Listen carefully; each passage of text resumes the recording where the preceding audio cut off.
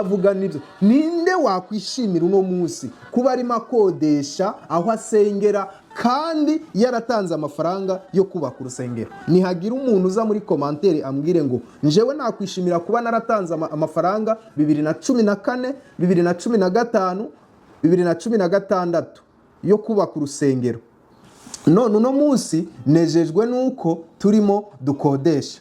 Hagira umuntu aza muri commentaire ambwire ngo ivyo bintu biramusimishije.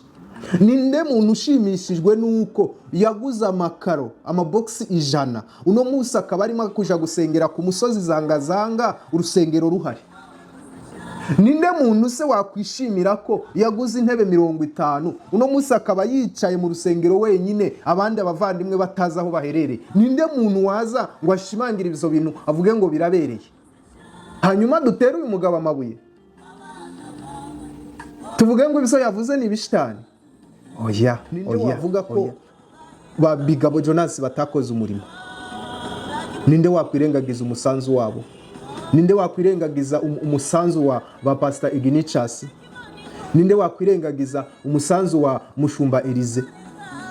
Ninde wakwirengagiza umusanzu wa Basinkunga Eliazari?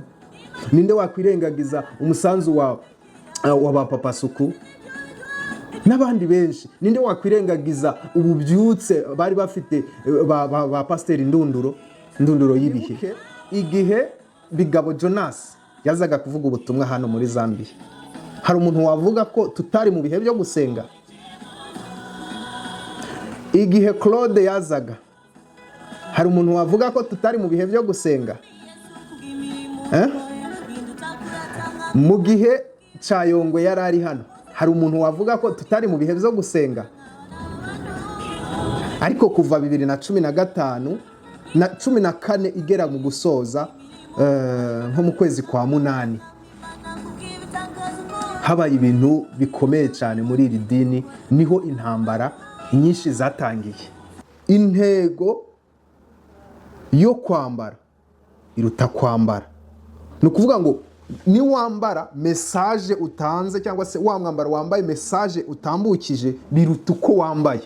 Ni ukuvuga ngo rero iyi myambaro mama Lionel yari yambaye ugiye mu buryo bw'umwuka cyangwa se ugasoma amabara yambaye, vraiment bitambutsa message ikomeye cyane. Ariko yaje ahura n'izo ntambara zihari zo gukumira abakristo ngo be kuja hariya na hariya. Yego, hanyuma uyu mugabo avuga hari ikiganiro numvishe avuga ngo abakristo canke se ngo hano muri Zambia ngo ni nko mwirimbi ku bakristo. Ubuse hariho umuntu wabihakanya? Umuntu wasenze muri iyo myaka 2011, 2012, 2013, 2014, umuntu wajaga mu byumba by'amasengesho, umuntu uzi ubumwe aya madini ya FPCZ. No kuvuga iyo nimba mvuze ngo aya madini nuko uno munsi buri rimwe rimeze nkaho riri independent, ariko icyo gihe yose yari combine, yose yari hamwe ameze nk'avoma ahantu hamwe. Je meskize kuvuga ibi bintu. Ninde wavuga ko ba Bigabo Jonas batakoze umurimo? Ninde wakwirengagiza umusanzu wabo? Ninde wakwirengagiza umusanzu wa ba Pastor Ikeneye? Ninde wakwirengagiza umusanzu wa Mushumba Elize? Ninde wakwirengagiza umusanzu wa Basinkunga Eliazari? Ninde wakwirengagiza umusanzu wa ba Papa Suku n'abandi benshi? Ninde wakwirengagiza ububyutse bari bafite ba Pastor Ndunduro y'ibihe? Tuvuge benshi se, abantu bari mu bihe byo gusenga. Noneho tugereranye n'uno munsi uyu mugabo ariho avuga. Ubuse twirengagize ko hariho abacuranzi tubahe list y'abacuranzi se banywa inzoga? Dutange urugero. None se tuvuge ayiwe uyu mugabo namukunze, nubwo ntakunze ibinyoma arimo mixingamo, ariko nabyo namwihanganiye bitewe nuko afite amakuru atuzuye.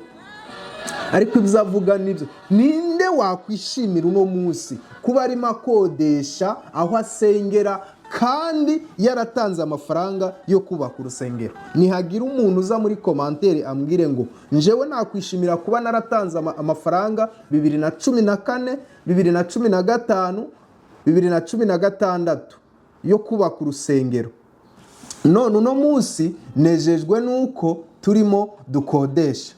Hagira umuntu aza muri komantere ambwire ngo ivyo bintu biramushimishije.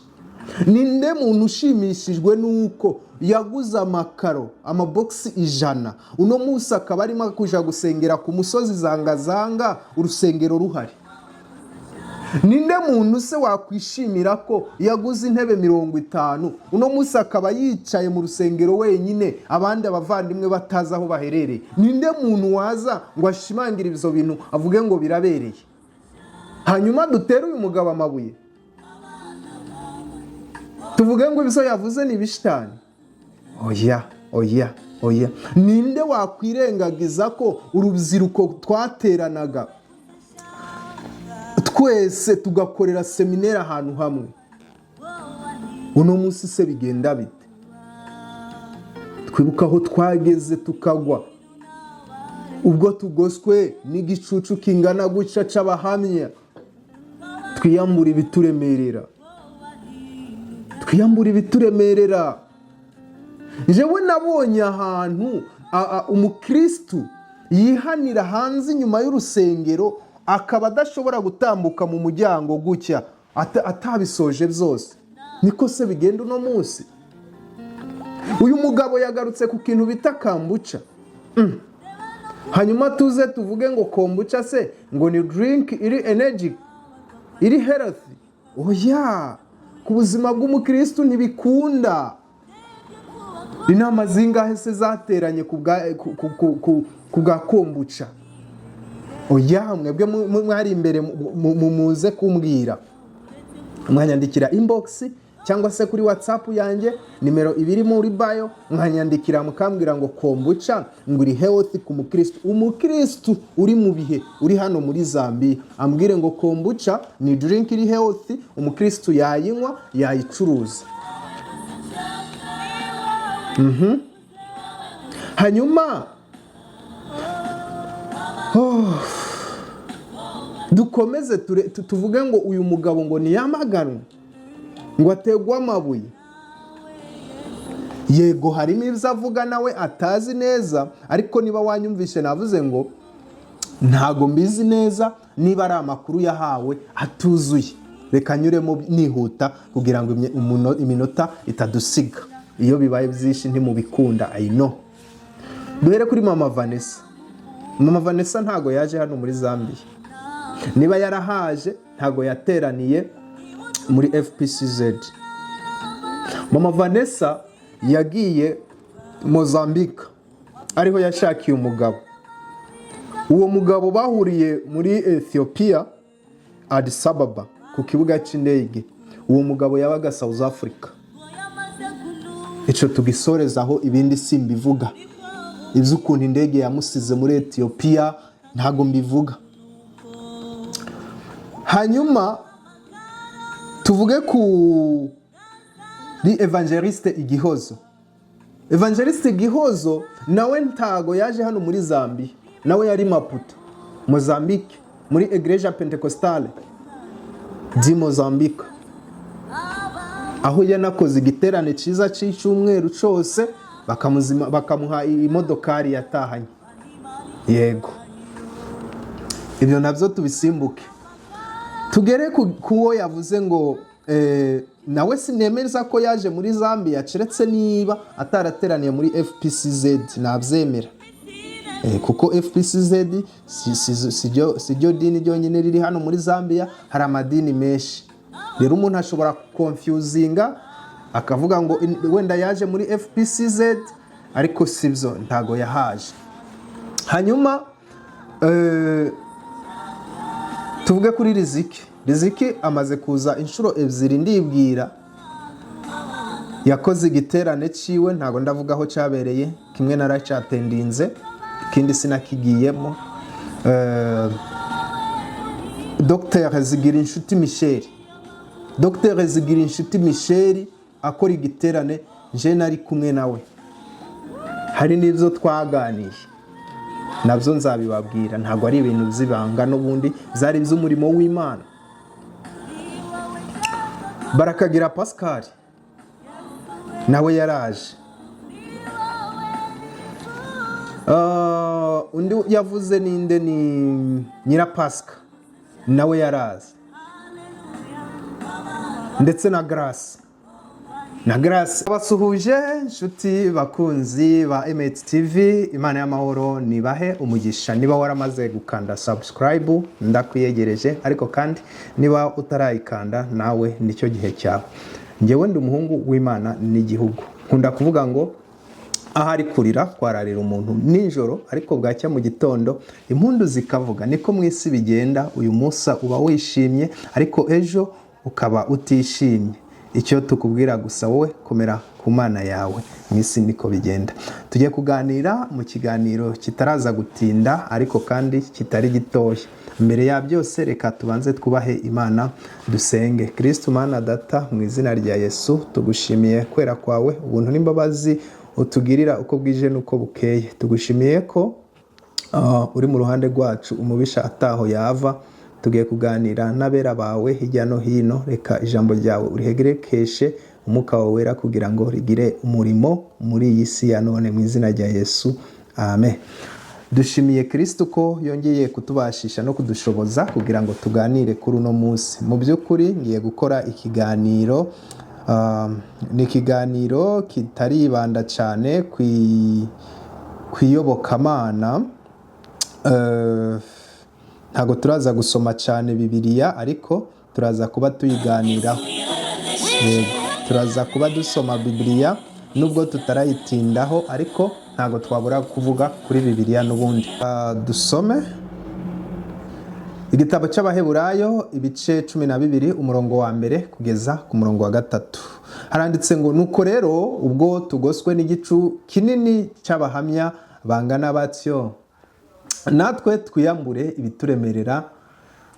ikituremerera cyose n'icyaha kidukomereye, maze dusiganirwe kwihangana mu isiganwa twashiriweho.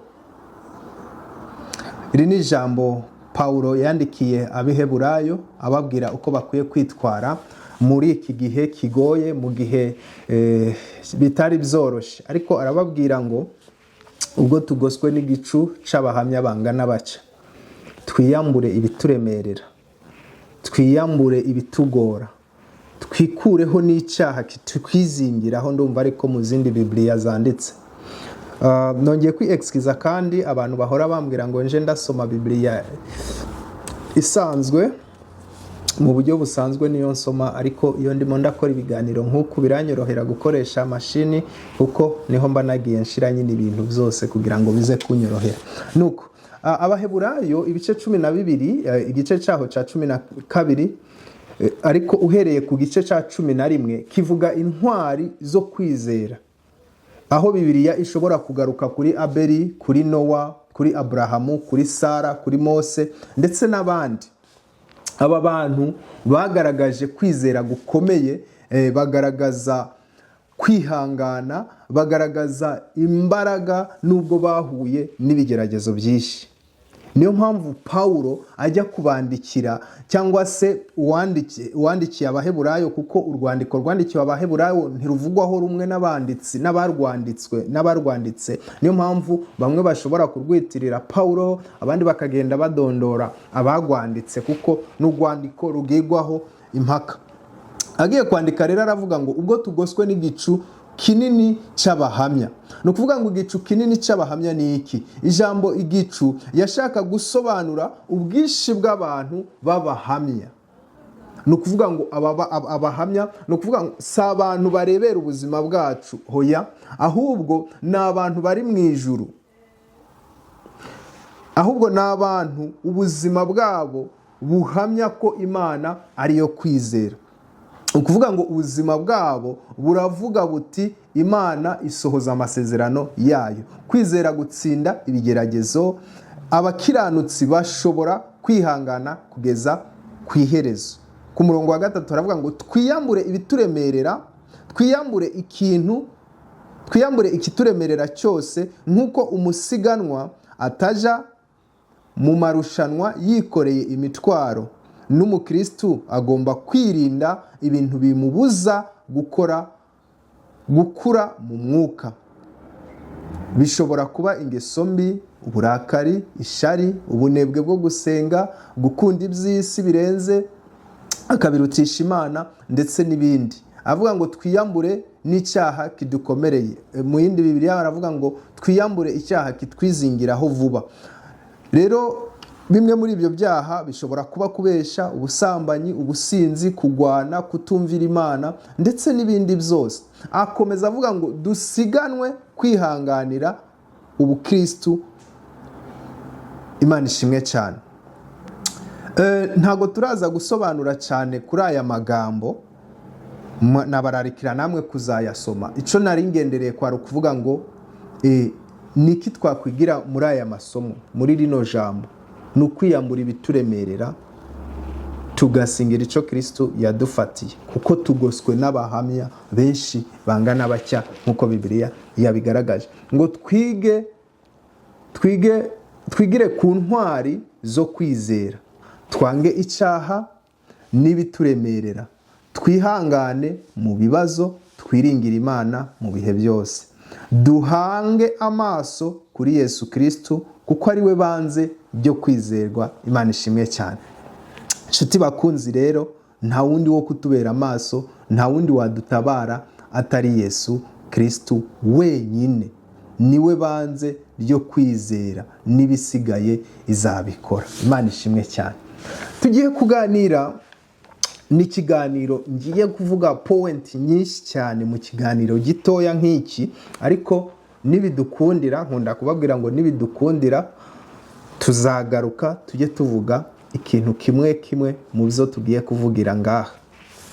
Reka nkine audio ntoya kugira ngo muyumve, hanyuma nze kuza gukomerezaho. N'umukozi w'Imana, abantu bampaye video ze aho yavugaga canke yagaruka ku murimo w'Imana ukogwa hano mu gihugu ca Zambia. Nategeye ivyo biganiro, en fait ni biganiro bigiye kumara, ndatekereza ni 3 weeks canke se j'espère ni 3 weeks, ubwo mama Lionel yarari hano muri Zambia, hanyuma asubiye iwabo mu Rwanda. Niho uyu muvugabutumwa yaje gutangira kugaragaza bimwe mu byaranze uruzinduko rwe muri kino gihugu, ariko kandi agaruka no ku bandi bavugabutumwa bari bamubanjirije. Reka dukine audio ye twumve. Binakomeye Emi, mpamagarire n'abantu b'abakirisitu bo mu Rwanda no hirya no hino basengere amatorero y'abanyarwanda muri Zambia.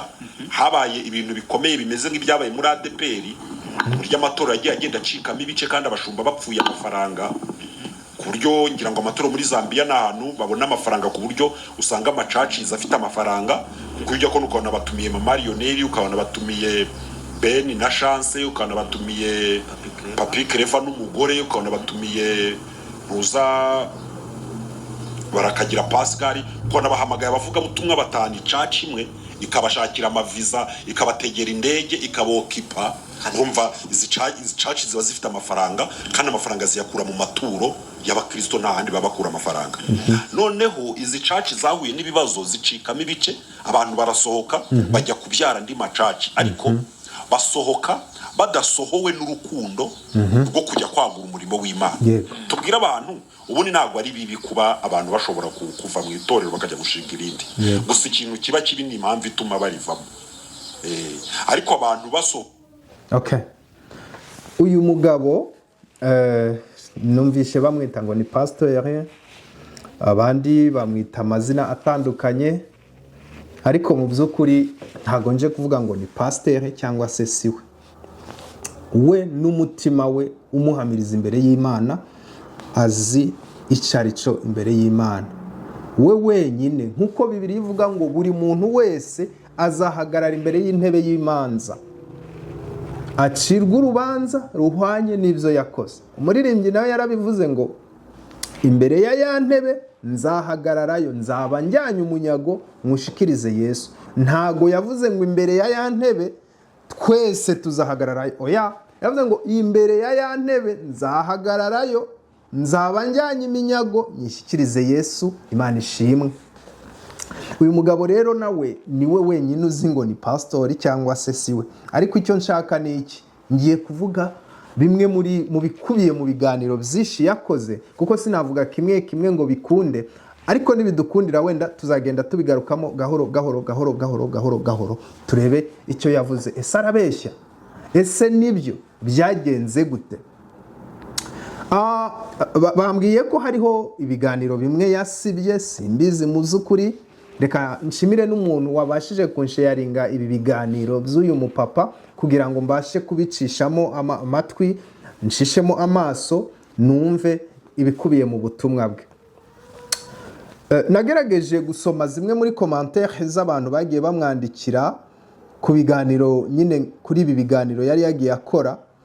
Zimwe muri commentaire ni iz'abantu ba hano muri Zambia, izindi commentaire ni iz'abantu bamukurikirana. Ibyo nta n'ikibazo. Kimwe mu bintu byantangaje kuri uyu mugabo nuko akora icyo twita gaslighting. Ntabwo ari uko ibyo avuga ari ibinyoma, oya. Nta nubwo ibyo avuga ari ukuri, oya. Ni kombinezo y'ukuri n'ibinyoma. Yego. Ibyo kuba mama Lionel yarambaye umwenda w'abarangi ntago ndabivugaho, gusa nituzabasha gukora ikiganiro kivuga ku mabara n'ibisobanuro byayo, muzabona ariya mabara nayo icyo avuze. Swate yambaye abizi cyangwa se atabizi, ariko njya nkunda kuvuga ngo intego yo kwambara iruta kwambara. Ni ukuvuga ngo ni wambara message utanze, cyangwa se wa mwambaro wambaye message utambukije biruta uko wambaye.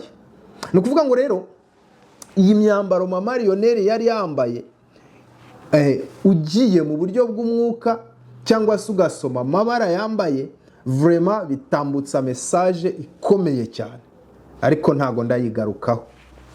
Ahubwo nshaka kugira ngo tuganire ku byo uyu mugabo yavuze. Yavuze ku icikamo ry'amacaci cyangwa se ry'amadini hano muri Zambia. Ubu se hari umuntu waza akavuga ngo ibyo bintu ntago byabayeho? Oya. Reka mbanze nsobanura akantu nari mvuze ngo ikitangaje n'uburyo ki akora gaslighting. Ntago mbizi niba abiterwa n'amakuru ahabwa atariyo, bitewe n'umuntu umuha amakuru. Burya hari ukuntu umuntu aguha amakuru, ariko amakuru aguhaye nawe akaba atayafite yose. Rero ukaba ushobora kuba ugaslightinga nyamara utabizi. Niyo mpamvu navuze ngo ese ibi bintu tubireke bikomeze gutambuka tugoswe n'abahamya bangana batya? Ndavuga nti hoya, reka mbashe kuza ngira icyo mbivugaho nje nk'umuntu wabaye mw'iri dini imyaka myinshi. Yego, ntabwo ariko byose mbizi ibyabereye mw'iri dini, oya, kuko sinje nari ndijejwe, nta n'imirimo ihambaye mfisemo, ariko wenda bibiri bya kane nshobora kuba mbizi. Yego, yatubwiye ko cyangwa se yatangarije abamukurikirana ko iri torero rikomoka muri Tanzania. Nibyo, FPCZ ikomoka kuri FPCT ya Tanzania. Ibyo niko kuri. Mu itangira rya FPCZ ryazanywe n'umushumba Bishop Atanazi, umubyeyi, Imana ikomeze muhaze kurama aho aherereye. Yabaye umushumba w'iri church, turamukunda turi benshi, kandi aba umubyeyi mu gihe cye. Ubuse hari umuntu waza ngo ashinje yuko umushumba Atanazi atabaye umubyeyi? Oya, ntawe. Yabaye umubyeyi ni ukuri. Nyuma aza kudusiga, aragenda arimuka, asigira umushumba Mahombe, aba umubyeyi mu gihe cye, nawe aragenda. Ariko atari uko ibibazo bibuze. Ngira ngo nkiriyaringe aka kantu, hariho abantu bashobora gutekereza ngo wenda aba bashumba bagenda basize nta bibazo bihari. Oya, ntabwo ariko bimeze. Abo bashumba n'ubundi baje kugenda, ibibazo byari bihari, ariko bitaragera ku rwego uno munsi biriho. Reka twibukiranye abantu basenge muri FPCZ 2011, 2012, 2013, 2014, 2015. Duhagararire aho ngaho. Mwibuke igihe Bigabo Jonas yazaga kuvuga ubutumwa hano muri Zambia. Hari umuntu wavuga ko tutari mu bihe byo gusenga? Igihe Claude yazaga, hari umuntu wavuga ko tutari mu bihe byo gusenga? Mu gihe Cyayongwe yari ari hano, hari umuntu wavuga ko tutari mu bihe byo gusenga? Ariko kuva 2015 na 14 igera mu gusoza nko mu kwezi kwa 8, habaye ibintu bikomeye cyane muri iri dini, niho intambara nyinshi zatangiye. Ntago ndaza kuvuga idonido ico zahereyeho, oya, ariko nibwo zatangiye. Yongwe ari hano Matero, nuko wenda atazaboneka ikiganiro canje. Abonye iki kiganiro canje akaza akadushiriraho umuco, akatubwira ngo ubwo nari muri Zambia hari kibazo cy'ubuhenebere. Oya, ubu se twirengagize ibishitani Grace yakoreye hano Zingarume? Si yasubiye mu Rwanda se akagenda yemeza abantu ngo yari umurokore?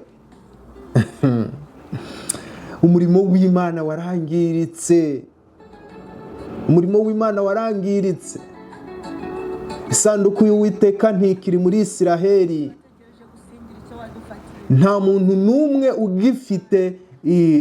ugifite ikigwanisho. Icyazo ryarimuwe riri mu Bafilisitiya. Dukeneye kugwana intambara. Dukeneye kugwana intambara nziza zo kwizera. Aba bantu rero baza kubwiriza hano muri Zambia, dukuyemo wenda Mama Lionel wari watumiwe na Mama Lionel, ntago yari yatumiwe na FPCZ. Mama Lionel ntago yari yatumiwe na FPCZ, yari yatumiwe na Blessed Queen Family. Habamo korabo na mwarimukazi kugira ngo aze muri FPCZ. Ni gikorwa cyiza cyane, kuko kuvuga ubutumwa. Ubundi ndibuka igihe representa wa ADPR aza, Sanzugwimo. Mu gihe Sanzugwimo aza ndabyibuka, yabwirije ku ijambo rivuga ngo nkuko byari biri mu minsi y'imperuka, nkuko byari biri mu minsi yo kwa Nowa, niko bizaba no mu minsi y'imperuka. Aravuga ngo ababiri bazaba bari ku nzu bariko basakara, umwe agende undi asigare. Umugore azaba akikiye umwana we, umwe agende undi asigare. Ababiri bazaba bajyamye ku buriri, umwe agende undi asigare. Abantu bari aho hantu Sanzugwimo abwiriza, murabizi. Aza gusura itorero, ntago mvuga aza mu byago bya mushikiwe, oya. Sanzugwimo yavuye ku kibuga c'indege ku Cyumweru, iteraniro ririmo, ahitira ku rusengero, asuhuza iteraniro, ahita abwiriza nk'iminota nka 15, avuga ngo reka nje gusura bene data ahandi. Umushumba aramutwara aramujana. Aho ngaho ivuga butumwa ryari yaho ico gihe turinganye n'ivuga butumwa riri huno munsi. Aho umuntu nka Dr. Zigirinshuti Michel, abantu bazi baba banyotewe no kumva ijambo avuga, ashobora kuza agahezwa mu rugo rw'umuntu. Ibyo tubyita ivuga butumwa. Jewe simba fata nk'abaza kuvuga ubutumwa. Aba bantu bose uko baje no muri Zambia, nta numwe waruje mu ivuga butumwa. Mukatete yaje sinzi niba barabashije kumenya ibi bintu aba bantu biyita abakozi b'Imana, the so called abakozi b'Imana. Je m'excuse. Ntago waba uri umuvugabutumwa w'Imana ugabura ibyo kujya by'ijambo ry'Imana ngo umare icumwere ahantu umare ukwezi ahantu barakagira Pascal yamaze almost ukwezi yasuye amatorero angahe, FPCZ ifite imidugudu ingahe, tumeze nk'abo mu gihe cyo kwa Paulo, bamwe barabo kwa Kefa, uwo kwa Kefa atajya kwande. No, umurimo w'Imana ni mugari uragutse. Dukomeze turebere hajya, niko kuvuga ubutumwa se? Oya, ntabwo ariko kuvuga ubutumwa. Ijambo ry'Imana rikwiye kugaburwa abantu bose. Ni gute twisanze ahantu umuvugabutumwa ahamagagwa n'umuntu akamukoresha ibyo ashatse? Ni gute twisanze aha hantu? Niba abantu barimo bavuga ubutumwa bakaba baza mu ijuru, n'importe ubajyana. N'abana bangahe bari bafite ubuhanuzi, bari bafite impano z'ubuhanuzi, uno munsi bangiritse. N'abacuranzi bangahe twari dufite uno munsi utamenye iyo banyuze, kandi bari hano muri Zambia. N'abaririmbyi bangahe bari hano muri Zambia n'uno munsi bagihari ariko batabashije kurereshwa amata y'umwuka. Ni bangahe bari bafite impano zo kubwiriza se babuze ubarera? Hari pastori nigeze mbwira ni ko tubatiza buri munsi, haba hariho umuntu uje asubira inyuma ngo amenye ngo abana twabatije bariho barakura canke baragwingira. Pastor urabizi twarabivuganye. Urabizi. Byagenda bite ngo umupastori aze ngo aje kuvuga ubutumwa hanyuma ajye aho bamujyanye? Ntago bikunda. Ibyo ntago barivuga butumwa, nihangana. Ibyo nihangana. Hanyuma niba duhanganye kandi dushumbye umukumbi w'Imana tuzawugezayo dute? Umwungeri ngo yasize 99 aja gushaka intama imwe yari yazimiye, arayizana. Reka ngira inama ntoya abavandimwe, mwebwe rahata, nge ntago nshobora kuvuga ngo abantu barigumuye, oya, ntago bishoboka. Habaho kwaguka k'umurimo w'Imana gusa, ahubwo ikigora ni iki? Ni ukudakorera hamwe.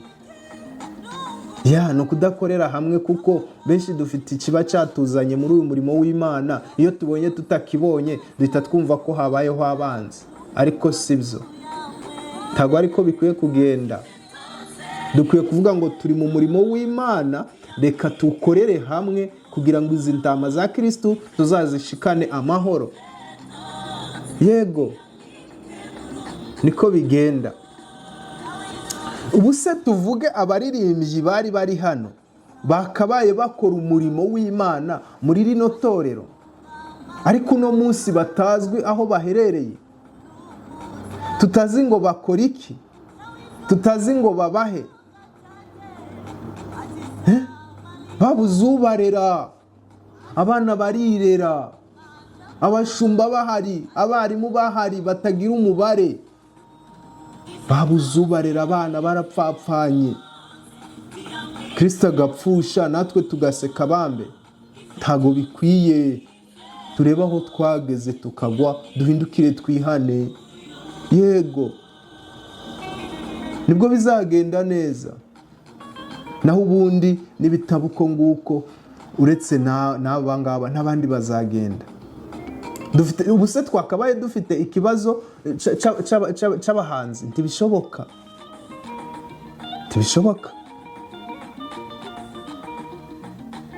Kuko twakabaye twarareze abana, tukabakuza bakazamuka. ninde wavuga ko ivugabutumwa cyangwa umurimo w'Imana utari mu bibazo? Ninde?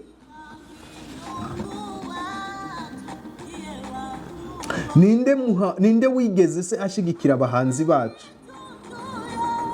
Reka tuvuge umuhanzi wacu Hirwa Jean Paul, ari heheze? Isabella Germaine ko yalocinze album ye yaguzwe n'abandi? Yaguzwe n'abandi. Jean Paul Dallo si umuhanzi ntiyahoraga baza ngo ese gute iri torero cyangwa iri dini ridashigikira abahanzi? Mihigo Anakreti ntiyari umuhanzi we n'umugore we se? Bari hehe uno munsi? Bari hehe uno munsi? Mama Marceline si umuhanzi se? Ntiyalocinze album ye? Yaguzwe n'abandi. Yaguzwe n'abandi. Kuko duhanganiye mu murimo w'Imana ntitumenye ibipfa n'ibikira. Ariko ntizagakwiye mu murimo w'Imana. Ntizagakwiye. Reka mbwira abavandimwe ngo mwebwe rata icyo muzakora, muzumve iki kiganiro, mufate abana batoya bafite impano zo kubwiriza, mubarere. Mufate abafite impano z'ubuhanuzi, mubarere. Mufate abafite impano z'ubucuranzi, mubigishe. Ubuse twakwibagirwa uruhare rwa Janvier, Pasteur Janvier mu muziki hano muri FPCZ? Ni benshi twavuga, ntabwo twakwibagirwa uruhare rwa Pastor Jean d'Amour. Ninde wahagarara akavuga ngo nta musanzu wa Jean d'Amour muri FPCZ? Ninde? Tukora umurimo w'Imana tumenya ngo izi ntama turazishumbye, tuzazishikiriza Kristo zidafite ikizinga. Tago nkunda kuvuga ku bantu n'ibintu byabo, oya, ariko numvishe nyuma yuko mbonye iki kiganiro navuze ngo ni gute nakomeza kureberera? Ese mvuga iki?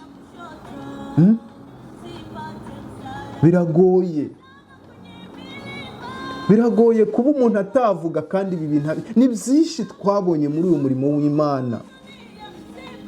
Byinshi tukajya tuceceka, tugahumiriza, tugashinyiriza. Ariko ntabwo ari umurimo w'Imana nihangana. Nicyo kibazo aba bakozi b'Imana bose baje no bagiye bahura nacyo.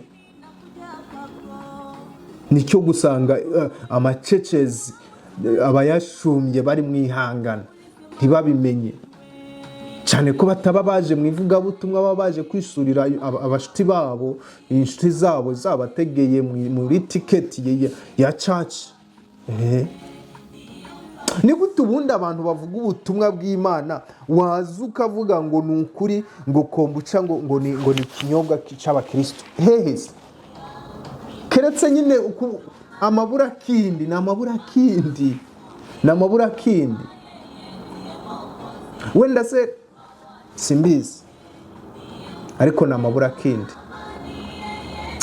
Reka ngushimire wowe wahisemo gukurikirana iki kiganiro ukabugejeje ahangaha. Tuzaza tuvuge buri kintu uko cyagiye kigenda muri iyi FPCZ.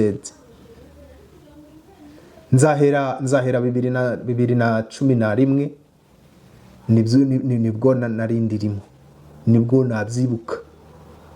Hanyuma tugeze uno munsi turebe tuti ese ibyo uyu mugabo avuga koko ni mwirimbi ry'abakristo? Ntabwo ari bose nk'uko abivuga, ariko benshi bamaze kunogorwamo amaso, benshi bamaze kogoshwa umusatsi, barimo bararira ngo icama ngahorera amaso yanje. Barimo bararira. Ubuse ni gute? Ni byinshi twakavuze, ariko reka ducumbikira ahangaha. Icumbijeje nuko ibi biganiro bitazahagarara. Nzaza mbasobanurira iby'uyu mwambaro mama Lionel yari yambaye mu gihe cy'amabara. Biragoye, sinzi niba message baba batanga ibizwi baba babizi cyangwa batabizi, simbizi, ariko ni message zikomeye cyane. zo mu buryo bw'umwijima. Yego, amariyoneri nk'umukristo w'ukuri